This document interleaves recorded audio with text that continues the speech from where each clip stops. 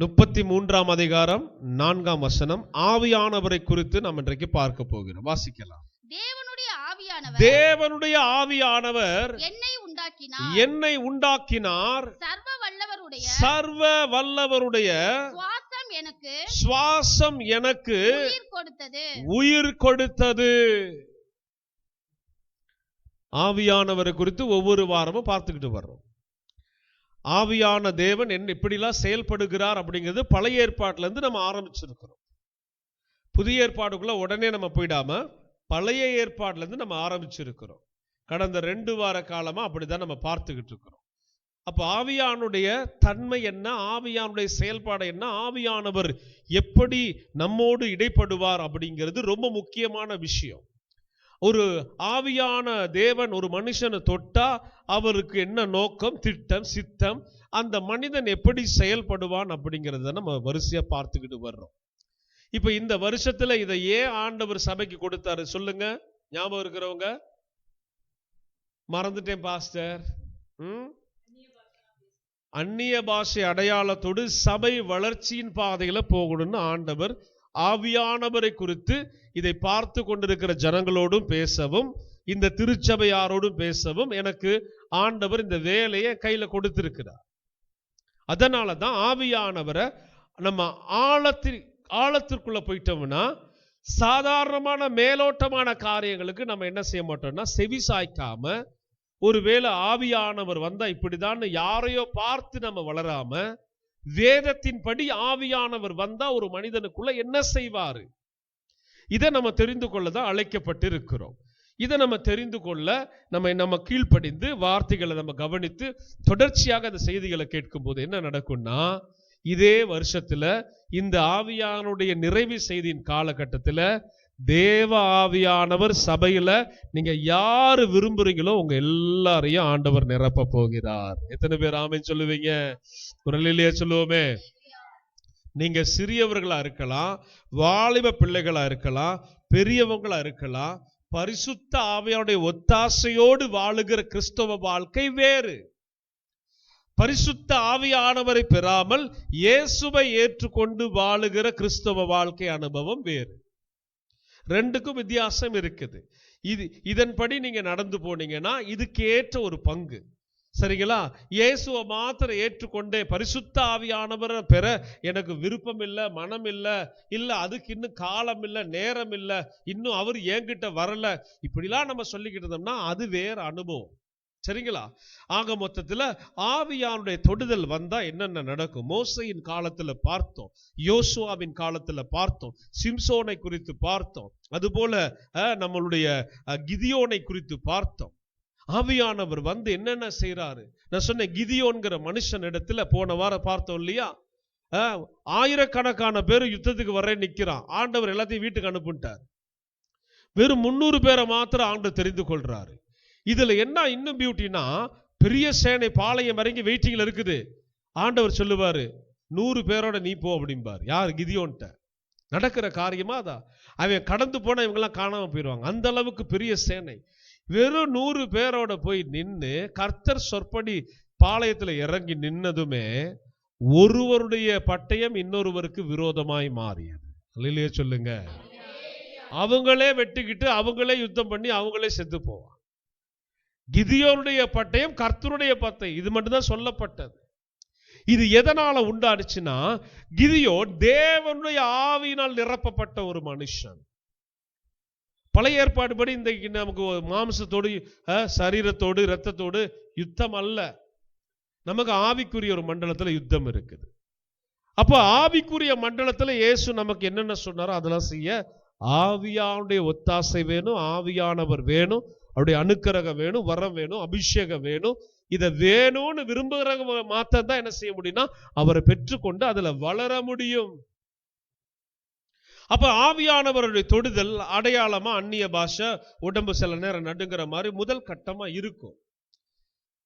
இந்த முதல் கட்டத்தையே சில ஆளுங்க கடைசி சாகர வரைக்கும் அப்படியே மெயின்டைன் பண்ணிக்கிட்டே இருக்கும். பிரயோஜனமற்றது. நான் பார்த்திருக்கிறேன், பல சபைகள்ல பார்த்திருக்கிறேன். நாங்க ரட்சிக்கப்பட்டு ஞானஸ்தானம் எடுத்த சபைகள் எல்லாம் நான் பார்த்திருக்கிறேன். ஒரு குறிப்பிட்ட 4 வார்த்தைக்கு மேல ஆவியானவர் அவங்களுக்குள்ள ஒன்றும் செய்ய மாட்டார். ஏன்னா அவங்க அனுபவபூர்வமா அவ்வளவுதான், இது இப்படி பேசி முடிச்சுட்டா இதோட முடிஞ்சிச்சுன்னு நினைச்சிட்டு கையை தட்டிட்டு 2 அந்நிய பாஷை பேசிட்டு வீட்டுக்கு போறது வழக்கம் கிடையாது. ஆவியானவரை பெற்றால் ஒரு மனுஷன் எந்த விதத்துல வசனத்துல ஆழமாக வார்த்தையில செயல்படுகிறவங்களாக கர்த்தருக்கு கனி கொடுக்கிறவங்களாக மாற முடியும் என்பதை தான் ஆவியானுடைய நடத்துதல நீங்க தெரிந்து கொள்ள வேண்டும் என்பதற்கு தான் இந்த சத்தியத்தை நம்ம என்ன செய்யறோம், தொடர்ந்து பார்க்கிறோம். நல்லா கவனிங்க. யோபு என்கிற மனுஷன் தன்னை குறித்து சொல்லுகிற வார்த்தை என்னன்னா, தேவனுடைய ஆவியானவர் என்னை உண்டாக்கினார்.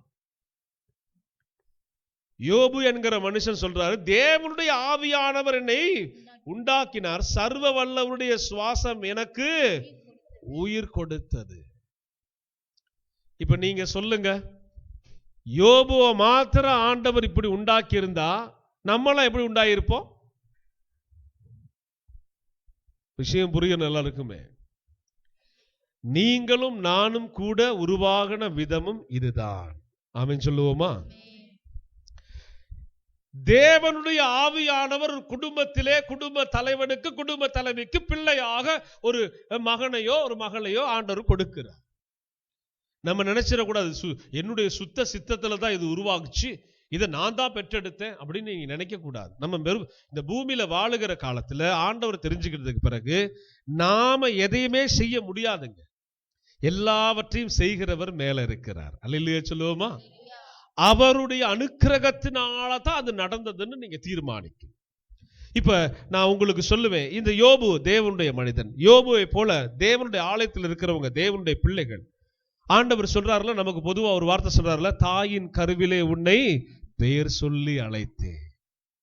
இது யார் செய்ய முடியும்? யோசிச்சு பாருங்க. இங்க இருக்கிறவங்க பேர்லாம் அவர் சொல்லி அழைச்சிட்டாரு. இல்லையே சொல்லுங்க.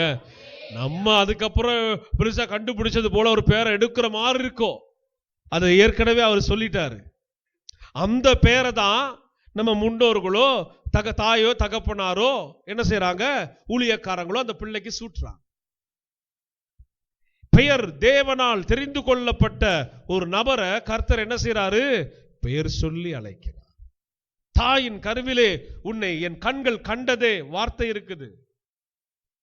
அதுபோலதான் ஒவ்வொரு தேவ மனிதர்களும், ஒவ்வொரு விசுவாசியும், ஒவ்வொரு சிறியோர் பெரியோர் கர்த்தருக்குள்ள இருக்கிறவங்க யோபுவை போலதான் நாமும் உருவாகி இருக்கிறோம்.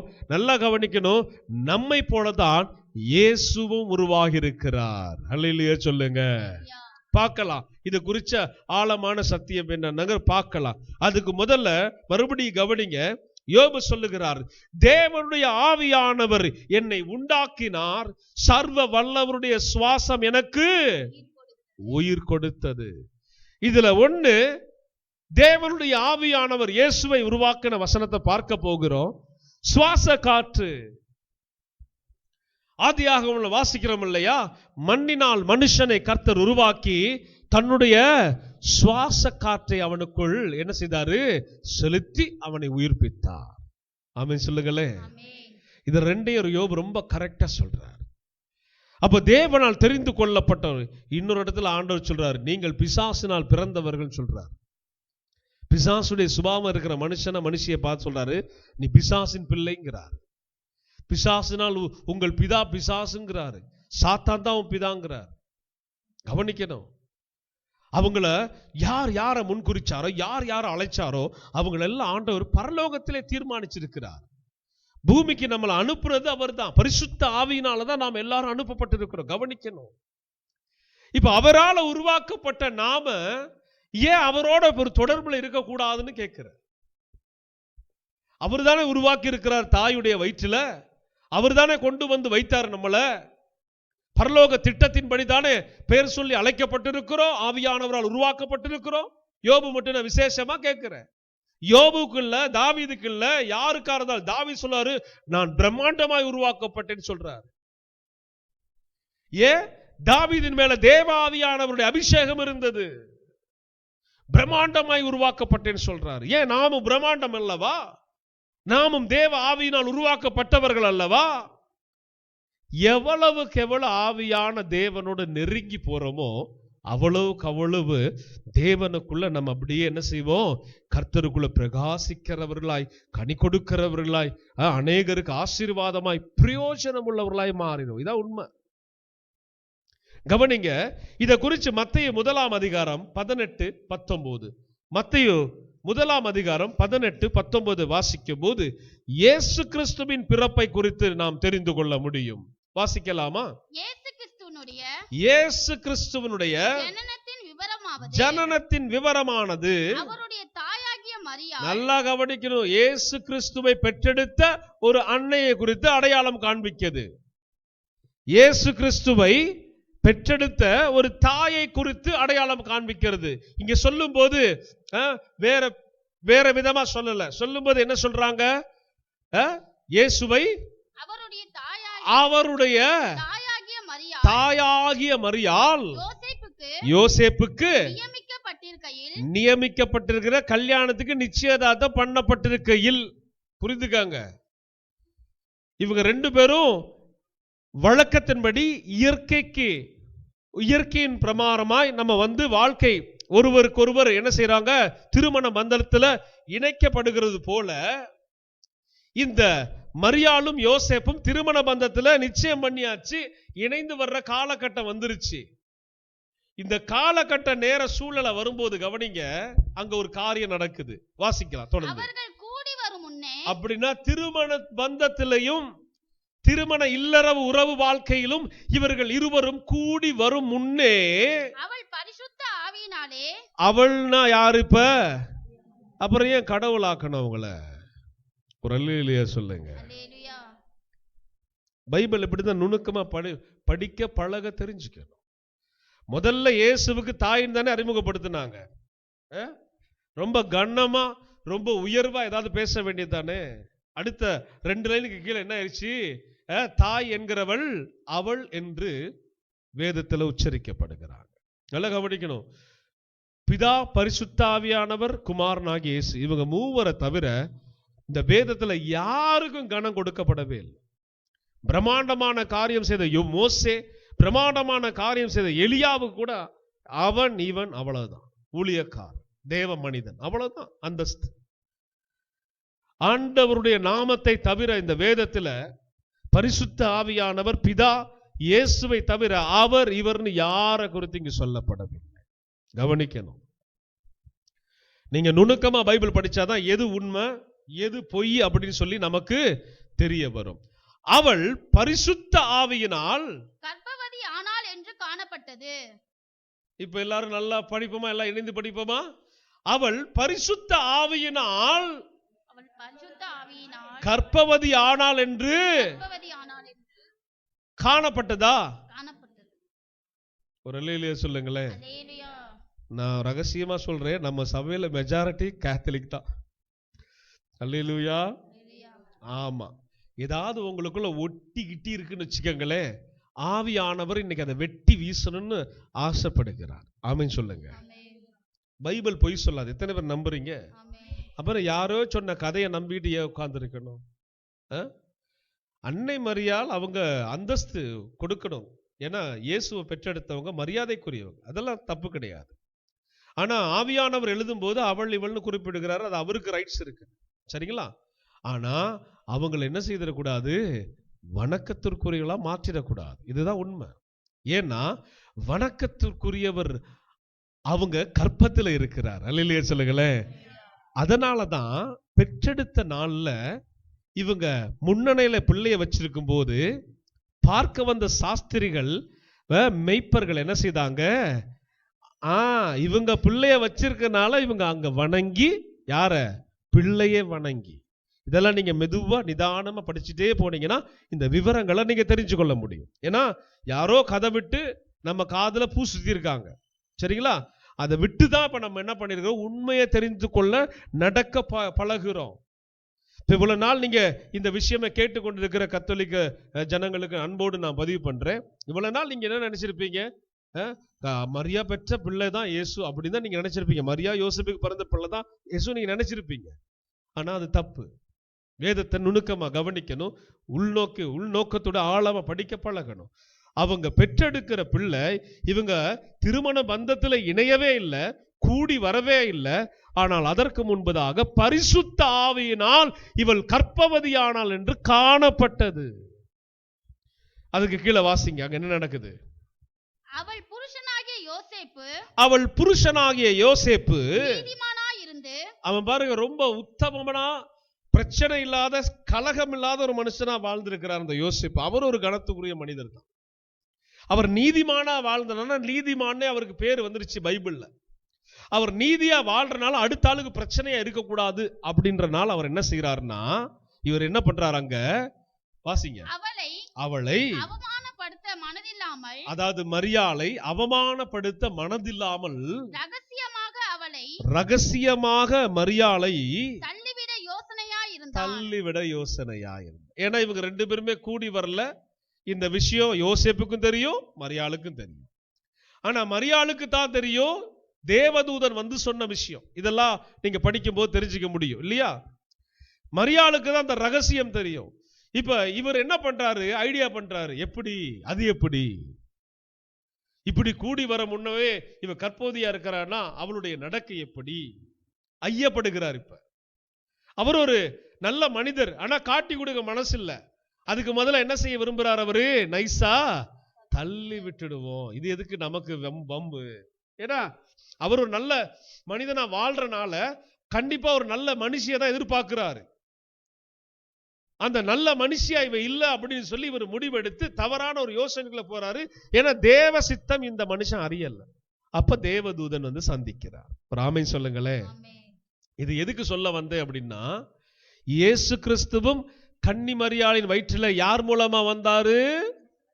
எல்லாரும் உச்சரிங்க, பரிசுத்த ஆவியானவரால் வந்தார். அல்லேலூயா.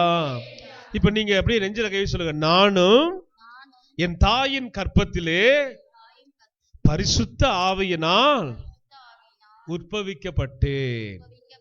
அல்லேலூயா, அல்லேலூயா. இது எல்லா கிறிஸ்தவர்களுக்கு ஆணித்தரமா தெரிஞ்சிருக்கணும். இதை விட்டுட்டு வேதத்தை நம்ம எங்கெங்கயோ போய் சங்கீத புஸ்தகத்துல போய் உட்காரக்கூடாது. ஆமென் சொல்லுங்க. ஆமா, அதுல இருந்து வெளியே வரணும், வந்து விவரங்களை நல்ல நுணுக்கமா தெரிந்து கொள்ளணும். பிரயோஜனம் உள்ளவர்களா நீங்க வாழ்ந்து, ஆவியானுடைய அனுக்கிரகத்துல நீங்க வாழ்ந்து, ஆவியானவருடைய உதவியோடு பல காரியங்களை கர்த்தருக்காக செய்து சாட்சி உள்ளவர்களா ஓடி முடிக்கணும். ஆமென் சொல்லுவோமா? ஏசாயா 11:2 வாசிக்க கேட்கலாம். ஞானத்தையும் உணர்வையும் அருளும் ஆவியும் ஆலோசனையும் பலனையும் அருளும் ஆவியும் அறிவையும் கர்த்தருக்கு பயப்படுகிற பயத்தையும் அருளும் ஆவியும் ஆகிய கர்த்தருடைய ஆவியானவர் இயேசு மேல் தங்கியிருப்பார். குரலிலே சொல்லுங்க. இப்ப நான் உங்களுக்கு ஒரு உண்மை சொல்றேன். இயேசு யாரால உற்பவிக்கப்பட்டாரு? பரிசுத்த ஆவியினால கன்னி மரியா வயிற்றுல கற்பம் தரிக்க வச்சார். சரியா? பிதா செய்யறார், எல்லாத்தையுமே குமாரன் அனுப்பி இருக்கிறார். இப்ப இயேசு பிறக்கிறதுக்கு முதல்ல தீர்க்கதரிசி ஏசாயா வாய் திறந்து பேசுறாரு. என்ன பேசுறாரு அப்படின்னு கவனிச்சா, ஞானத்தையும் உணர்வையும் அருளும் ஆவியும், ஆலோசனையும் பலனையும் அருளும் ஆவியும், அறிவையும் கர்த்தருக்கு பயப்படுகிற பயத்தை அருளும் ஆவியுமாகிய கர்த்தருடைய ஆவியானவர் அவர் மேல், இயேசு மேல். இயேசு எப்படி பக்குவமாய் நடந்து கொண்டார், இயேசு எப்படி பரிசுத்தமாய் வாழ்ந்தார், இயேசு எப்படி பயபக்தி உள்ளவராய் நடந்து கொண்டார், இயேசு எப்படி ஞானமாய் பேசினார், இயேசு எப்படி தெளிவுள்ளவராய் இருந்தார். காரணம், இந்த தேவ ஆவியானவர் அவர் மேல் என்ன செய்திருக்கிறாரு? இப்ப நான் நியாயமா கேட்கிறேன், தேவ ஆவியானவரால தான் யோபு வந்தேன்னு சொன்னாரு. தேவ ஆவியானவர் தான் இயேசு வந்திருக்கிறார்.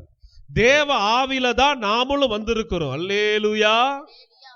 இப்ப இந்த ஆவியானவர் நமக்குள்ள தங்கி இருந்தா, நான் சொல்றேன், நீங்க இயேசுவை போல நடந்து கொள்ளுகிறவர்களா இருப்பீர்கள். இயேசுவை போல சுபாவம் உள்ளவர்களாய் மாறுவீர்கள். இயேசுவை போல ஞானத்திலும் அறிவிலும் சிறந்து விளங்குவீர்கள். இயேசுவை போல எல்லாவற்றிலும் இயேசுவை போல போட்டி போடுதா ஆண்டவரை போல விட்டு கொடுக்கிற அனுபவம். ஆமென் சொல்லுங்க. பொறாமைப்படுதா கர்த்தரை போல சகித்து கொள்ளுகிற அனுபவம். ஆமென் சொல்லுங்க. ஒருவன் ஒரு கன்னத்தில் அறைய வருகிறானா மறு கன்னத்தையும் ஒப்பு கொடுக்கிற அனுபவம். ஆமென் சொல்லுங்க.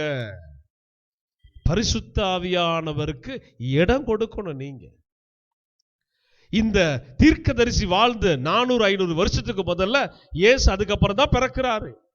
இயேசுடைய பிறப்பை எவ்வளவு அழகா தெளிவா பார்த்தது போல தரிசனம் பார்த்தவராக எழுதியிருக்கிறார் பாருங்க.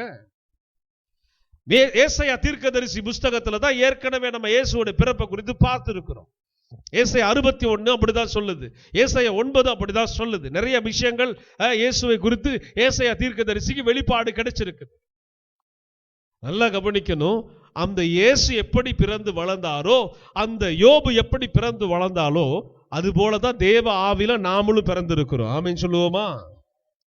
அந்த ஆவியானவருக்கு சரண்டர் பண்ணீங்கன்னா இயேசுவை போல நடந்து கொள்ள ஆசைப்படுவோம். இயேசுவை போல வாழ்ந்து முடிக்க ஆசைப்படுவோம். ஆமென் சொல்லுங்க. அவரை தேடணும், கேட்கணும், அவர்கிட்ட காத்து இருக்கணும். அவர் வருவார். சாதாரண ஒரு மனுஷனை அபரிவிதமா ஆசீர்வதிச்சு பிரம்மாண்டமான காரியங்களை செய்கிற ஆளா உருவாக்க ஆவியானவரால முடியும். நம்ம கடந்த சவுலை பார்த்தோம், தாவீதை பார்த்தோம், கிதியோனை பார்த்தோம், இப்ப யோபுவை பார்க்கிறோம், இயேசுவை பார்க்கிறோம். எல்லாருக்கும் ஒரே ஆவியானவர் தான். இயேசுவை உருவாக்கின ஒரு ஆவியானவர் வேற ஆவியானவர், யோபுவை உருவாக்கின ஆவியானவர் வேற ஆவியானவர், நான் உருவாக்கின ஆவியானவர், என்னை உருவாக்கினவர் வேற ஆவியானவர். நீங்க பிரிக்க முடியாது. இது எல்லாமே ஒரே ஒருவரால தான் ஆகியிருக்குது. ஒருவருடைய கரத்தினால தான் நமக்கு இதெல்லாம் நேர்ந்திருக்குது. இந்த ஒருவரை பின்பற்றி அவர் எப்படி வாழ்ந்து முடித்தாரோ அதை நீங்க பயணித்து அதை தொடர்ந்து பயணித்து போவீங்கன்னா உங்க வாழ்க்கை சுவாரஸ்யமா இருக்கும். உங்க வாழ்க்கை பலருக்கு ஆசீர்வாதமா இருக்கும். அந்த ஆவியானுடைய அபிஷேகம் உங்க மேல தங்க ஆரம்பிச்சா நீங்க ஆளே டோட்டலா மாறிடுவீங்க. அல்லேலூயா சொல்லுங்க. இந்த ஆவியானவர் எத்தனை பேர் விரும்புறீங்க? கையை உயர்த்தி காண்பிங்க பார்ப்போம். சில ஆளுக்கு கை வர மாட்டேங்குது. ஆவியானவர் வந்தா பாருங்க என்னென்ன வருது, வாசிக்கலாமா? உணர்வு வருமா? என்ன வருமா? ஆமா, பிற ஆளுக்கு எதையாவது துரோகம் பண்ணிட்டோம்னா பேசிட்டோம்னா உணர்வு வரணும். அல்லேலூயா சொல்லுங்க. ஆமா, இல்லைன்னா ஆட்டோமேட்டிக்கா வாய் ரப்பர் மாதிரி திறந்துகிட்டே தான் இருக்கும், அது மூடிக்கிட்டே இருக்கும், பேசிக்கிட்டே இருக்கும். உணர்வு வந்தாதான் அந்த வாய்க்கு ஒரு பூட்டு போட்டது போல இருக்கு. அல்லேலூயா சொல்லுங்களேன். அப்புறம் அடுத்தது வேற என்ன? ஆமா, அறிவு கட்டத்தனமா நிறைய விஷயங்களை செய்துட்டு அலமோதி திரிகிற வேலையெல்லாம் இருக்காது. அல்லேலூயா சொல்லுங்க. யாரு வரனதுக்கு? ஆவியானவர். எப்படிப்பட்ட ஆவியானவர்? ஆலோசனை தருகிற ஆவியானவர். அடுத்தது பெலன்.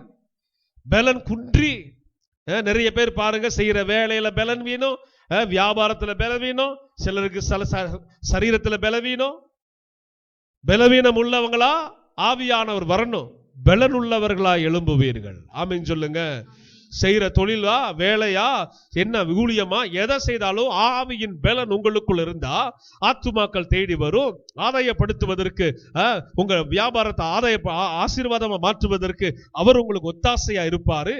வழி நடத்துவார். உண்மையா இருக்கணும். தொழில் செய்யற ஆளுக்கெல்லாம் சொல்லுவேன், உண்மையா இருக்கணும். பொய் பித்தலாட்டம் உருப்படவே முடியாது. இல்லையா சொல்லுங்க. ஆமா, ஆவியானவர் முன்கொண்டு சொல்றேன். ஆவியானவர் வந்தா உள்ளதுன்னு பேசணும், இல்லாதத இல்லைன்னு பேசணும். ஒரு டம்மியான பொருளா சூப்பருங்க அப்படின்னு சொன்னா அங்க ஆவியானவர் உங்களுக்கு ஒரு உதவியும் செய்ய போறது இல்லை. ஆமென் சொல்லுங்களேன். சூப்பரான பொருளை வாங்கி வச்சுட்டு சூப்பர்னு சொல்லி பாருங்க, அங்க உங்களுக்கு உதவி செய்வார். ஆமென் சொல்லுங்க. கர்த்தருடைய நாமம் மகிமைப்படுவதாக. தேவ ஆவியானுடைய அனுக்கிரகங்களை குறித்து பார்க்கும்போது இதே தேவ ஆவியானவரை பெற்ற இயேசு அப்போஸ்தலர் 10:38 எடுத்து வாசிக்க கேட்கலாம். அப்போஸ்தலர் 10ஆம் அதிகாரம் 38ஆம் வசனத்தை நம்ம எடுத்து வாசிக்க கேட்கலாம்.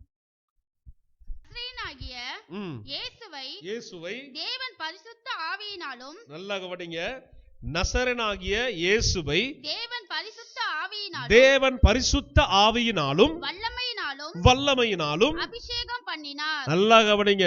முதல்ல என்ன பண்றாரு? வல்லமையினாலும் அபிஷேகத்தினாலும் அவரை என்ன செய்யறாரு?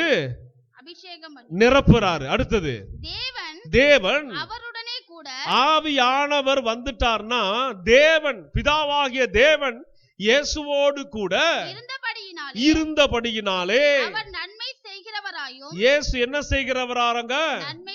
எல்லாரும் சத்தமா சொல்லுவோம். இயேசு என்ன செய்கிறாரு? தேவ ஆவியானவர் அவருக்குள்ள வந்து தங்கி அந்த அபிஷேகம் அவருக்குள்ள இருக்கும்போது பிதாவாகிய தேவன் அவரோடு கூட இருக்கும்போது இவர் என்ன செய்யறாரு? நன்மை செய்கிறவராய் பிசாசின் வல்லமையில் அகப்பட்ட யாவரையும் குணமாக்குகிறவராயும் சுற்றி திரிந்தாரு. அல்லேலூயா. எனக்கு சில ஊழியக்காரங்களை தெரியும், அபிஷேகம் பெற்றுட்டேன்னு சொல்லிக்கிட்டு ஐயோ இந்த ஊரை சுத்தி சுத்தி வந்துகிட்டு வீணான ஊர் கதை பேசிக்கிட்டு சில குடும்பங்கள்ல போய் குழப்பங்களை மூட்டிக்கிட்டு கர்த்தருடைய நாம மகிமைக்கு சொல்றேன், எனக்கெல்லாம் இன்விடேஷன் இல்லாத ஒரு பக்கம் நான் தலை வச்சு கூட பார்க்கவே மாட்டேன். அல்லேலூயா. சில சபை போதகர்கள் விசுவாசிகள் வீட்டில் உட்கார்ந்து பேசுற கதைகள், வெட்டி கதைகள், ஐயோ அபிஷேகம் பெற்றவனா நீ? நான் கேட்கிறேன், நான் எதை பேசணும் எதை பேசக்கூடாது தெரியாது, எங்க போகணும் எங்க வர எங்க தங்க கூடாது தெரியாது, எங்க போனாலும் எதை பேசினாலும் கூட சேர்ந்து பேசுறது ஊழியக்காரனுடைய தன்மையாது. இவர் அபிஷேகம் பெற்றவர் என்ன செய்திருக்கிறார்? அபிஷேகம் பெற்ற ஆவியானவரை பெற்ற இயேசு என்ன செய்திருக்கிறார்? வியாதிஸ்தர்களை சுகமாக்குகிறவராய், பிசாசின் கட்டுகளில் அகப்பட்டவர்களை விடுதலை ஆக்குகிறவராய், நன்மை செய்கிறவராய் சுற்றி திரிந்தார். அதெல்லாம் இங்க நடக்காது. இங்க ஒன்னும் PhD நான் படிச்சுட்டு வந்தேங்க, பைபிள் காலேஜ் போயிட்டு வந்தேங்க, என்ன பிரயோஜனம்? ஒரு பேய் ஓடுதா ஆடுதா? அட்லீஸ்ட் உன்னை பார்த்து ஒரு கண்ணடிக்குதா? இல்லையா சொல்லுங்க. அப்புறம் எதுக்கு உனக்கு பட்டம்? அப்புறம் எதுக்கு ஒரு பதவி? அப்புறம் எதுக்கு உனக்கு ஊழியம்? ஒரு நன்மையும் நடக்கிறது இல்ல, ஒரு வயிற்று வலியும் போகிறது இல்ல, அப்புறம் எதற்கு உனக்கு ஊழியம்? அப்புறம் எதற்கு தேவ அபிஷேகம் உனக்கு? நியாயமா தானே கேட்கிறேன். ஏங்க செஞ்சா இப்படி செய்ய, இதுதான் முறைன்னு வேதம் தெளிவுபட சொல்லும் போது இந்த வேத ஞானம் நமக்கு இல்லையா? ஒரு ஊழியக்காரனா எப்படி இருக்கணும்? காவலாளி போல இருக்கணும். சபைக்கு தன் மந்தையில் இருக்கிற ஆடுக்கு முடியலையா உடனே மருத்துவரா மாறிடணும். ஆமீன் சொல்லுங்களேன். ஆமா, திறப்புல நிக்கணும். சுகமளிக்கிற வல்லமையை இறக்காம வேலை முடியக்கூடாது. ஆமீன் சொல்லுங்க. உபவாசம் பண்ணி ஜெபிச்சா பிசாசு ஆடணும், நடுங்கணும். நல்ல இல்லையா சொல்லுங்க. அதே போல கர்த்தருடைய ஆவியானவர் அந்த மனுஷனுக்குள்ள இருந்து பேசுகிற போதனைகள் அநேகரை உயிர்ப்பிக்கிறதா இருக்கணும். அந்த மனுஷன் எங்க போனாலும் சமாதானம் இருக்கணும். ஒரு வீட்டுக்கு போனா சமாதானம் இருக்கணும். ஒரு ஊழியத்துக்கு போயிட்டு வந்தா அங்க சமாதானம் இருக்கும். அவன் தான் ஊழியக்காரன். பிசாசுடைய தந்திரங்களுக்கு ஈடு இணையா ஓட அதுக்கல்லையா ஊழியம். ஊரு கதை பேசுவதற்கு ஊழியம் அல்ல. பிறரை குறித்து குற்றம் படுத்தி பேசுவதற்கு ஊழியம் அல்ல. தேவனுக்குள்ள சாட்சி கொடுக்கிறவங்களா நிக்கணும். பிறரை குறித்து கேள்விப்பட்டா கூட அவங்களை மன்னிக்கிற அனுபவத்தோடு நிக்கணும். அதுதான் ஊழியத்திற்கு அழகு. ஒண்ணுமே நடக்கலன்னா நான் கேட்கிறேன், ஏன் நீ பைபிள் காலேஜ் போற? நீயே சபை வச்சிருக்கிற, எல்லாத்தையும் விட்டுட்டு போய் ஏதாவது வித்து பல வேலைக்கு போ. வளர்ற சபை, தேவன் இருக்கிற சபை, தேவன் அழைத்த ஊழியக்காரனுடைய சபை பெருகும் அல்லவா? அம்மா அப்பா சொன்னாங்க, ஆட்டுக்குட்டி சொன்னாங்கன்னு போய் எங்கேயாவது படிச்சுட்டு வந்து கலகம் பண்ண வேண்டியது, சஞ்சலப்படுத்த வேண்டியது, ஜனங்களை அலக்களிக்க வேண்டியது, கூட்டங்களை பிரிக்க வேண்டியது. பரலோகம் உனக்கு ரொம்ப தூரமா இருக்கும். பரிசுத்தர் உங்ககிட்ட நிழலாட்டம் கூட வச்சுக்க மாட்டார். ஆவியானுடைய ஒத்தாசையோடு இதை நான் பேசுகிறேன். ஆவியானுடைய அனுபவபூர்வமா நான் இதை சொல்லுகிறேன். கர்த்தருடைய ஊழியக்காரனா இயேசு என்ன செய்தாரோ, இயேசு எப்படி பிறந்தாரோ அப்படிதான் நீங்களும் பிறந்திருக்கணும். யோபு எப்படி பிறந்தாரோ அப்படிதான் நீங்களும் பிறந்திருக்கணும். அழைச்சிட்டாரு விசேஷமா பிரம்மாண்டமான காரியத்துக்கு, பிரம்மாண்டமானவைகள் செய்யணும் அல்லவா? அதற்கு தான் இயேசு, அதற்கு தான் அவர் சொன்ன ஆவியானவர். ஆமென் சொல்லுவோமா? அல்லேலூயா. சும்மா ஒரு ஆல் நைட் பிரேயர்ல போயிட்டு ஆரம்ப காலத்துல எங்க இந்த அசம்பிளி ஆஃப் காட்ல ஒரு லே பாஸ்டர் ஒருத்தர் நடத்துறாருன்னு சொல்லிட்டு போயிட்டேன். நான் ஆல் நைட் பிரேயர் நான் 2008 சொல்லிக்கிட்டு இருக்கிறேன். அங்க போனா ஆல் நைட் பிரேயர்ல என்ன நடக்கும்னு உங்களுக்கு தெரியும். ஜெபம் நடக்கும், சில காரியங்களுக்காக ஜெபிப்பாங்க, விழித்திருந்து ஜெபிக்கணும் 3 மணி 4 மணி வரைக்கும். இந்த மனுஷன் போனதுல இருந்து எல்லாரையும் ரவுண்டா நிக்க வச்சு கூப்பிடு, என்ன கத்தி கூப்பிடு ஆண்டவரை, இன்னும் கத்து, கத்தியா சத்தமே வர மாட்டேங்குது. நானு கத்தி கத்தி பாக்குறேன், ஆண்டவர் வர காலம், ஆவியானவர் வர காலம். புதுசு வேற நானு அப்பதான் வந்து கால் வச்சிருக்கிறேன். மனசுல இறந்தமாச்சு, இவை தொண்டை வரைக்கும் வந்துருச்சு. யோ இதுக்கு மேல எவ்வளவு கத்துறது, அப்படி கேட்கணும்னு தோணுது. இதுக்கு மேல எவ்வளவு கத்துறது அப்படின்னு எனக்கு வருது. ஏன்னா நான் அப்ப ரொம்ப ஷார்ட் டெம்பர், முகதாட்சியே இருக்காது, டப்புன்னு கேட்டுருவேன். ஆனா ஊழியத்துக்கு வந்துட்டு அவர் ஊழியக்காரரு கத்து கத்து கத்துன்னு சொல்றதுக்காக அவனுக்கு அபிஷேகம் கேட்கற, தெரியாம கேட்கிற, அடி வயிற்றுல இருந்து கத்தி ஆவியானவர் இறங்கி வந்துட போறாரோ. நிறைய அறவேக்காடு தான் செஞ்சுக்கிட்டு இருக்குது. ஓவரா கத்து, சில ஆள்லாம் பாத்தீங்கன்னா வீலு வீலு கத்தும், ஒரு பிரோஜனம் இருக்காது. இருட்டுல பக்கத்து வீட்டுக்கு போயிட்டு வானா பேய் இருக்கு அப்படிங்காது, கேட்டா அபிஷேகம் இருக்கா 4 தெருக்கு சவுண்டு கேட்கும், புஷ்வான மாதிரி போயிரும். பாத்துக்கங்க, அப்படி அல்ல. தேவனுடைய ஆவியானவர் ஒரு மனிதனுக்குள் இருந்தா, இயேசு எப்படி பக்குவமாய் நடந்து கொண்டாரோ, இயேசுடைய ஊழியத்தின் பாதைகளை எதை செய்தாரோ அதை செய்வதற்கு நேராய் கர்த்தர் நடத்தி செல்வார். ஆமென் சொல்லுங்க, அல்லேலூயா சொல்லுங்க. ஒவ்வொருவருக்கு ஒரு பக்குவம் இருக்கும். இயேசு செய்தது ஒரு வித்தியாசமான ஊழியம், அப்போஸ்தலர்கள் செய்தது இன்னொரு வித்தியாசமான ஊழியம். அவங்களுக்கு கீழே இருந்தவங்க வித்தியாசமா செய்தாங்க. ஆனா ஏதோ உருப்படியா இயேசுவுக்காக செய்தாங்க. ஆமென் சொல்லுவோமா? நான் சொல்றேனே, கேட்டுக்கொண்டிருக்கிற தேவ பிள்ளைகளுக்கு சொல்றேனே, இந்த மாசத்துல ஒரு தடவை வந்து சந்திக்கிறேன், வெட்டியா பேசுறேன், ஊரு கதை பேசுறேன் அப்படின்னு வந்து உங்க வீட்டுகளுக்கு வர்ற ஊழியக்காரன நீங்களே கை பிடிச்சு கொண்டு வெளியே விட்டுட்டு டாடா பாய் பாய், உங்களுக்கும் எங்களுக்கும் எந்த சம்பந்தமும் இல்லை, சென்று வாருங்கள், அல்லேலூயா அப்படின்னு முடிச்சிடணும். ஆமென் சொல்லுவோமா? உங்க நேரம் வீணாகும். அந்த மனுஷனுக்குள்ள இருக்கிற ஆவி என்ன ஆவின்னு தெரியாது, அது என்னென்ன கொண்டாந்து உங்க காதுல போடுதுன்னு தெரியாது. நம்ம எல்லாத்தையும் நம்புவோம் வேற, நம்ம கொஞ்சம் பக்குவம் இல்லாத ஆள் இல்லையா விசுவாசிகள்லாம், யார் எதை சொன்னாலும் நம்பிடுவோம் இல்லையா, அறவேக்காடல்லவா. அதனால ஆவியானவருக்கு இடம் கொடுங்கன்னு சொல்லி, ஆவியானவர்கிட்ட இருக்கிற ஞானம், வரம், அறிவு, பக்குவம், வல்லமை, தாளந்துகள் இவை பெறுவதற்கு நீங்க என்ன செய்யணும்னா முற்படணும், ஆசைப்படணும். அதான் சொல்லணே, நேர காலம் இருக்குன்னா கதவை சாத்துங்க, முழங்கால போடுங்க, அவரோடு பேசுங்க, இறங்கி வருவார், இறங்கி வருவார். சில தீர்க்கதரிசிகள் இருப்பாங்க சில ஊர்கள்ல, ஆண்டவர் ஏற்படுத்தி வச்சிருக்கிறார். கவனிங்க, ஏழ்மையா இருப்பாங்க, சரியான ரிச்சாலாம் இருக்கவே மாட்டாங்க, இருக்கிறதே தெரியாது, வயசானதா இருக்கும், நடுத்தர வயசா இருக்கும். ஆண்டவர் வந்து பேசுவார், ஆலோசனைகளை கொடுப்பார். இப்படி ஜெபம் பண்ணு, இவங்களுக்காக ஜெபம் பண்ணு, இந்த ஊழியத்துக்காக ஜெபம் பண்ணு, பேசுவார். அவங்கள இருக்கிற இடமே தெரியாம, இவங்க போய் பிரபலமாக்க விரும்பவே மாட்டாங்க. ஆவியானவர் இடைப்படுகிற மெய்யான தீர்க்கதரிசிகளை குறித்து நான் பேசிக்கிட்டு இருக்கிறேன். தன்னை ஷோ காட்டணும்னு விரும்பவே மாட்டாங்க. நானும் பல அப்படிப்பட்ட நல்ல மனிதரோடு பழகி இருக்கிறேன். அதிக நேரம் கூட பேச விரும்ப மாட்டாங்க.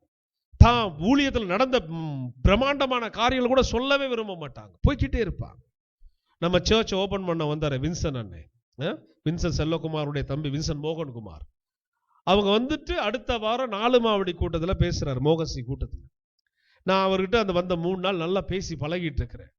போற வரைக்கும் ஒரு வார்த்தை சொல்லலைங்க, அடுத்த வாரம் நான் போய் அங்க பேசுறேன்னு. அவ்வளவு தாழ்மை பாரு, எவ்வளவு பெரிய கிரௌடு. ஒரு செய்தி கொடுக்கிறோம் அப்படின்னா, ஒரு அரை வேக்காடுக்கு இந்த வாய்ப்பு கிடைக்குதுன்னா என்ன நடக்கும் யோசித்து பாருங்க. தேவ மனிதர்களா, தேவ மனிதர்களா, தரமானவர்களா அழட்டிக்கவே மாட்டாங்க. ஆவியானவர் செயல்படுகிறவங்க, ஆவியானோட பேசுகிறவங்க, ஆவியானோட நடக்கிறவங்களை பார்த்தீங்கன்னா இருக்கிற இடம் தெரியும். ஏன்? கர்த்தரே கற்றுக் கொடுப்பார். இப்படி நட, இதை செய், இதை பேசு, இதை பேசாத, இது எனக்கு பிடிக்கும், இது எனக்கு பிடிக்காது, சொல்லி கொடுத்துருவாரு. அப்படி தேவனுக்குள்ள வளர்கள்லாம் நீங்க இருக்கணும்னு சொல்லி வேதம் போதிக்கிறது. மார்க் 1ஆம் அதிகாரம் 10-12 வரைக்கும் சீக்கிரம் வாசிங்க. மார்க் 1:10-12 வரைக்கும். அவர் ஜலத்திலிருந்து கரை ஏறின உடனே வானம் திறக்கப்பட்டதையும் ஆவியானவர் புறாவை போல் தம்மேல் இறங்குகிறதையும் கண்டார். கண்டார். அன்றியும் நீர் என்னுடைய நேசகுமாரன், உம்மில் பிரியமாயிருக்கிறேன் என்று வானத்திலிருந்து ஒரு சத்தம் உண்டாயிற்று. உடனே ஆவியானவர் அவரை வனாந்திரத்திற்கு போகும்படி ஏவினார். ஒரு அல்லேலூயா சொல்லுங்க. இந்த ஆவியானுடைய அடுத்த கட்டம் என்னன்னா, வரங்களால, வல்லமைகளால, ஞானத்துல, அபிஷேகத்துல எல்லாம் நிரப்புவார். ஆனா ஆவியானவரை பெற்றுக்கொள்ள நீங்க தீர்மானமா இருந்து பெற்றுக்கொண்டீங்கன்னா வனாந்திர அனுபவங்களுக்குள்ளேயும் கொண்டு போவார். ஒரு ஆமீன் சொல்லுவோமா? வரங்கள்லாம் அடாடா பிரம்மாண்டமா இருக்குதே, வல்லமைகள் ஐயோ பேய் பிசாசெல்லாம் ஓடுதே, வனாந்திரமா? ஆமா. இயேசு கிறிஸ்துவை ஆவியான தேவன் பயன்படுத்துகிற காலகட்டத்திலே அவருக்கு சோதனைக்குட்படுத்தப்பட சோதனை கட்டத்தை அவர் கடக்க வேண்டிய காலங்களுக்குள்ள ஆவியானவரால் வனாந்தரத்திற்கு கொண்டு செல்லப்பட்டார். இன்றைக்கு நான் சொல்லுவேன், கடந்த ஓராண்டு காலமாய் இந்த ஊழியக்காரனை கர்த்தர் வனாந்திர பாதையில நடத்தி கொண்டிருக்கிறார். வனாந்திரத்தின் அனுபவம், சோதனைக்குட்பட்ட அனுபவம், சோதிக்கப்படுகிற அனுபவம். ஆனா ஒரு பிரச்சனை இல்லை, அதை நான் ஏற்றுக்கொண்டு சுகமாய் கடந்து செல்லுகிறேன். அல்லேலூயா சொல்லுங்க.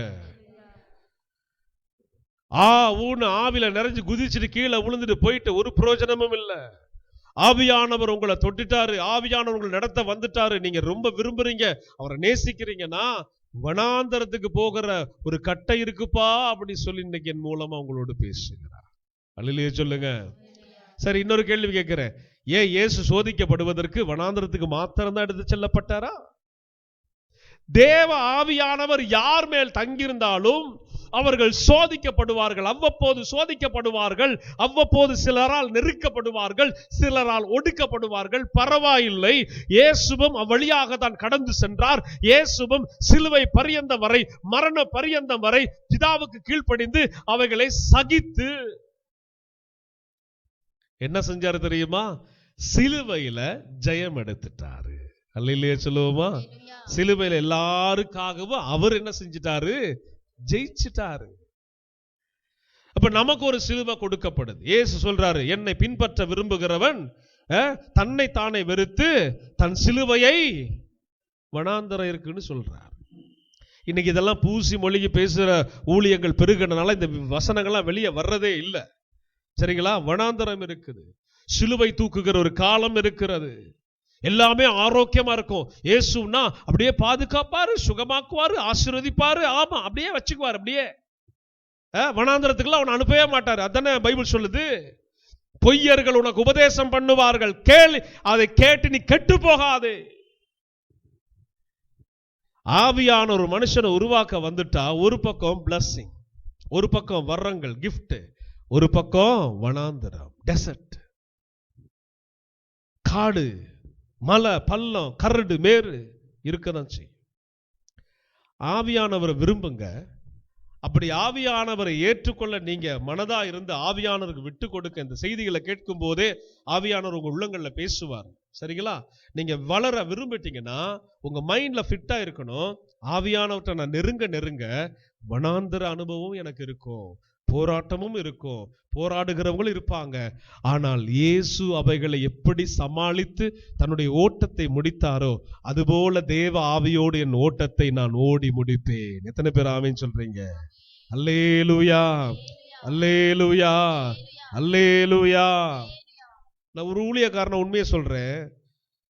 நீங்க விரும்பி ஆண்டவர் உங்களை நெருங்கி வந்துட்டா என்னை விட உங்களை பயன்படுத்துவார். உண்மையை சொல்றேன். போட்டி கிடையாது, எனக்கு பொறாமை கிடையாது. உண்மையிலே நீங்க ஆவில தொடப்பட்டு ஆவில வளர்ந்து கர்த்தரால கொண்டு போகப்படும். அது மட்டும்தான் என்னுடைய எதிர்பார்ப்பு.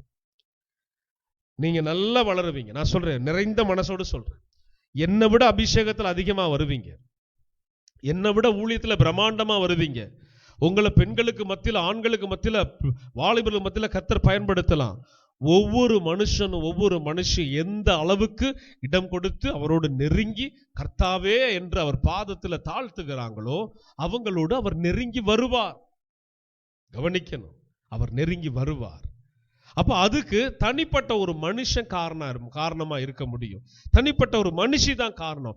நீங்க எந்த அளவுக்கு அதை விரும்புறீங்க, எந்த அளவுக்கு அதை நேசிக்கிறீங்க, எந்த அளவுக்கு அதை நீங்க செயல்படுத்த ஆர்வமா இருக்கிறீங்க, அந்த அளவுக்கு அவர் உங்ககிட்ட வருவார்.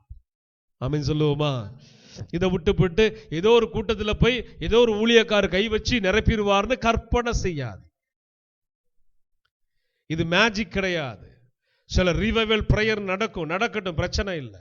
ஏற்கனவே ஆயத்தமானிக்கு போன ஆளுக்கு அது பிரயோஜனமா வேணா இருக்கலாம். ஒண்ணுமே இல்லாம போய் உட்கார்ற ஆளுக்கெல்லாம் பிரயோஜனமே கிடையாது. நான் சொல்லி எழுதி கொடுக்குற பிரயோஜனமே கிடையாது. போர்டு விளம்பரம் எல்லாம் பயங்கரமா இருக்கலாம், சரிங்களா? மேட்ரு அங்க இல்ல. தனிப்பட்ட ஒரு மனிதன் தேவனோடு நடக்கிறது, வேதத்துல நிற்கிறது, கர்த்தருடைய ஆலோசனையின்படி தன்னை அமைத்துக் கொள்வது, இதுலதான் நிக்குது. தேவாவியனுடைய வரங்கள், வல்லமைகள், அபிஷேகங்கள் அதுலதான் இருக்குது. இதுல நீங்க உருவாக முன் வரணும். கடைசியாக அப்போஸ்தலர் 10:44 வாசிக்க கேட்கலாம். இந்த வார்த்தைகளை பேதுரு பேசிக் கொண்டிருக்கையில் வசனத்தை கேட்டவர்கள் யாவர் மேலும் பரிசுத்த ஆவியானவர் இறங்கினார். ஒரு அல்லேலூயா சொல்லுங்க. உண்மைய பேசுறாரு, ஒளிவு மறைவில்லாம பேசுறாரு. செழிப்பின் உபதேசத்தை குறித்து பேசவில்லை பேதுரு, ஆசீர்வாதங்களை குறித்து பேசவில்லை பேதுரு, மரித்த கிறிஸ்துவுக்கு சாட்சியாக அவருடைய மரணத்தின் பாடுகளை குறித்து பேசுகிற பேதுருவின் வார்த்தைகளை கேட்டு ஆண்டவராகிய யெகோவா தேவனை ஆராதித்து பயபக்தியோடு வாழ்ந்து இயேசுவை ஏற்றுக்கொள்ள மனதா இருந்தவர்கள் மேல அன்னைக்கு செய்தி கேட்ட அவ்வளோ பேர் மேல என்ன, யார் வந்து இறங்கினா? பரிசுத்த ஆவியானவர் இறங்கினார். ஒரு அல்லேலூயா சொல்லுங்க. இதுதான் வேதத்தின் நடை. குறுக்கு வழியிலெல்லாம் ஆவியானவர் பெற்று சீன் போடலாம் நினைக்காதீங்க. குறுக்கு வழியில போயிட்டு ஆவியானவர் பெற்றுக்கொண்டேன்னு தீர்க்க தரிசனம் சொல்லலான்னு ஆசைப்படாதீங்க. அப்படிப்பட்ட மக்கள் எல்லாம் நான் பார்த்துட்டேன். சபையில, எங்க சபையில எலும்புகளை நான் பார்த்துட்டேன். நான் ஆண்டுடைய நாமத்தை கொண்டு உங்களுக்கு எச்சரித்து சொல்றேன். முதல்ல எது உங்களுக்கு தேவையோ, அடிப்படை எதுவோ, அஸ்திபாரம் எதுவோ, அதுல முதல்ல நிலைக்கு கத்துக்கொள்ளுங்க. அவர் அந்த மகிமைக்குள்ள வந்து, அந்த நீங்க போடுறீங்க பாருங்க அஸ்திபாரம், அந்த மகிமைக்குள்ள வந்து அவர் நிக்க ஆரம்பிச்சா நீங்க வேறு மனுஷனா, வேறு மனுஷியா மாறுவீங்க. நான் சொல்லட்டுமா? அப்போ உங்களுக்குள்ள பெருமை இருக்காது, வீணான வார்த்தைகள் இருக்காது, இந்த நையாண்டி பாஷைகள் இருக்காது, வேற விதமான ஒருத்தர் கெடுத்து வாழணுங்கிற எண்ணெல்லாம் இருக்காது, போட்டி இருக்காது, பொறாமை இருக்காது. ஏன்? தேவனுடைய ஆவியானவர் வந்தா அதெல்லாம் சுட்டரிக்கப்பட்டு நீங்க சுத்த பொண்ணா விளங்குறத பார்த்து தான் உங்களுக்குள்ள இருந்து அவர் செயல்பட விரும்புவார். அதை விட்டு குறுக்கு வழியில போயிட்டு ஏதோ ரிவைவல் பிரேயர், அபிஷேக கூட்டம், அக்னி கருத்தரங்கன்னு கலந்துக்கலாம். அடிப்படை அஸ்திபாரம் சரியில்லைன்னா ஆட்டம் கண்டு போயிடும் பில்டிங். அல்லேலூயா சொல்லுங்க. வளருங்க, அமைதியா வளருங்க, சைலண்டா வளருங்க. பந்தாலாம் வேண்டாம், நமக்கு தேவையில்லை. அதெல்லாம் பெருமைப்படுத்திக் கொள்வதற்கு ஒண்ணுமே இல்லை. இயேசு வந்துட்டு அவருடைய கையை நீட்டி சுகமாக்க போறாரு. இதுல நமக்கு என்ன இருக்குது? நான் எவ்வளவு பேர் மேல கைகளை லே பண்றேன், கர்த்தருடைய நாமத்தினால ஜெபிக்கிறேன். நான் அடிச்சு சொல்லுவேன், என் கையில ஒண்ணுமே கிடையாது. இயேசுவின் கரம் நீட்டப்பட்டது, தழும்புள்ள கரம் நீட்டப்பட்டது, அதனாலதான் உனக்கு சுகம். ஆமீன் சொல்லுவோமா? அந்த பெருமை, அந்த மகிமையெல்லாம் யாருக்கு போயிடணும்? இயேசுவுக்கு போயிடணும். சும்மா நம்ம வெசல் தான், பாத்திரம் தான். நம்ம இயேசுவின் நாமத்தினால் ஒரு பிசாசை பார்த்து பேசுனா நடுங்குது, ஓடுதுன்னா எனக்கு தெரியும் பேச வச்சது அவரு. ஆனா அவன் யாரை பார்த்து ஓடுனா?